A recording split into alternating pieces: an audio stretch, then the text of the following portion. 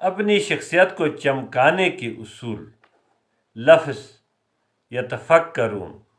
ابن خلدون کے نزدیک طالب علموں کو غور و فکر کی عادت ڈالنا ہے، کیونکہ غور و فکر سے انسان کو حیوان سے بلند درجے دیتی ہے۔ غور و فکر قوت فکر سے ہی انسان اپنی شخصیت بناتا ہے، اسے چمکاتا ہے اور اس میں نکھار پیدا کرتا ہے۔ حقیقت تک پہنچنے کے لیے غور و فکر اور تدبر کی ضرورت ہوتی ہے۔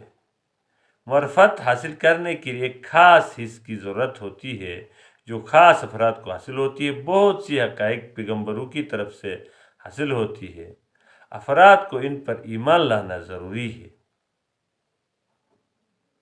تعلیم کا اہم مقصد ابن خلدون کے نزدیک عمرانی زندگی کو بہتر سے بہتر بنانا ہے، کیونکہ انسان کی دفاع کے لیے معاشرے کی ضرورت ہے۔ طلباء کو ایک مضمون پر بے شمار کتابیں پڑھنے کے لیے نہ کہا جائے۔ عقلی اور تقلیدی دو علوم پر علم تقسیم کیا ہے ابن خلدون نے۔ ابن سینا نے کہا ہے کہ سب سے بہتر حرکت نماز، سب سے بہتر سکون روزہ، سب سے مفید نیکی صدقہ اور سب سے رائگاں کوشش ریاکاری ہے۔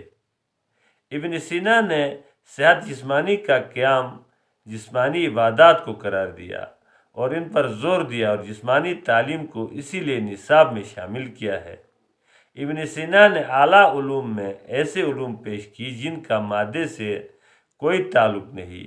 ان علوم میں فلسفہ اور اخلاقیات شامل ہیں۔